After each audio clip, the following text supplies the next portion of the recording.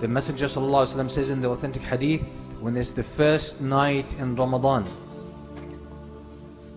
the gates of paradise will be open, the gates of the hellfire will be shut,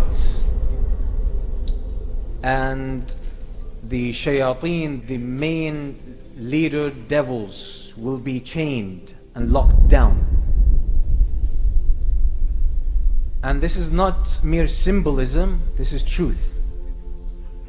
This is true. These things happen in the world of the unseen. So the world changes. In Ramadan, the world changes. Shayateen, the most influential of shayateen, the most destructive of shayateen, will be locked down. They won't be able to travel around and affect people as they used to do outside Ramadan. So they're chained.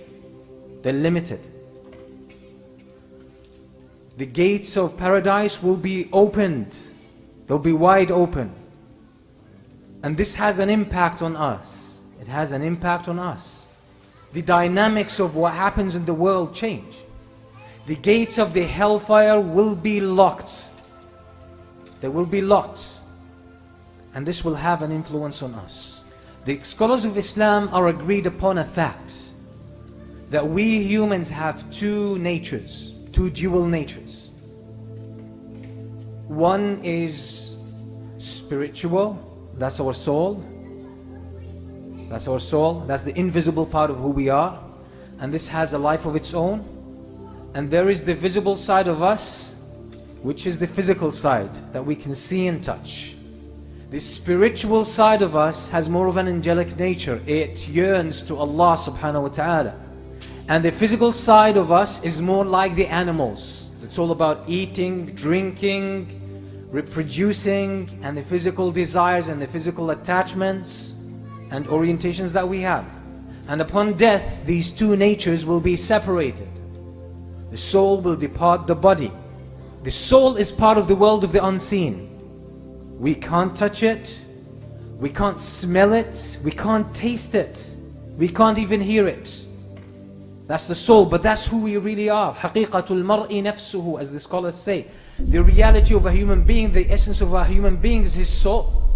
Because when the soul departs the body turns into a corpse, turns into pieces of flesh and bones that will decompose. It has no life of its own. So the spiritual nature of us is part of the unseen. It feels things that happen in the world of the unseen. So when the gates of paradise are open, this impacts our spiritual nature. This impacts our spiritual nature. When the gates of the hellfire are locked, this impacts our spiritual nature. Some part of us feels that. The Prophet ﷺ says in the authentic hadith, which is in a sahih, مَا جَلَسَ قوم في بيت من بيوت الله يتلون كتاب الله ويتدارسونه بينهم إلا نزلت عليهم السكينة وحفتهم الملائكة وذكرهم الله في من عنده. Any group of people who gather together in a masjid, in one of the houses of Allah, they recite the book of Allah, the words of Allah, and they study it. Except that serenity, peace and tranquility will descend upon them. And the angels will rub shoulders with them. Angels will be among them, around them, rubbing shoulders with them. And Allah would mention them to the highest ranking angels. Some of the scholars, as they were commenting on this hadith, they say as-sakina, which is tranquility and peace that descends upon them, is a sign of the presence of the angels, as Imam al-Qayyim says in more than one of his books. He says as-sakina comes with the angels.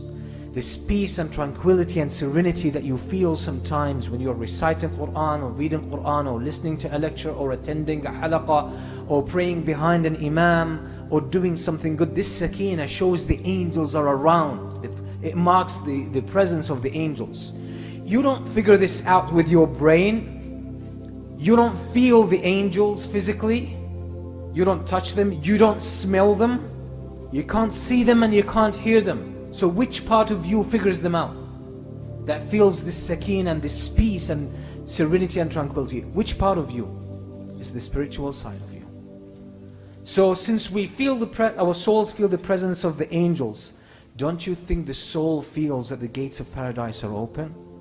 The gates of the hellfire are locked, the shayateen are locked down? It does. And that's why most of us feel in Ramadan more eagerness to worship Allah subhanahu wa ta'ala. You find more peace and more tranquility because the fragrance of paradise reaches your soul. It recognizes that at a subtle level that you cannot capture with your senses. So that's what happens during Ramadan. This is what happens. This is why Ramadan is a special time. These things are not a figment of imagination that we're just talking about in a symbolic sense. These are realities of life. These are things that are happening. So when the first night of Ramadan, the dynamics of the world change and your soul responds to that. So this is why Ramadan is a point for us to really upgrade our iman, upgrade the level of our taqwa and connection to Allah subhanahu wa ta'ala.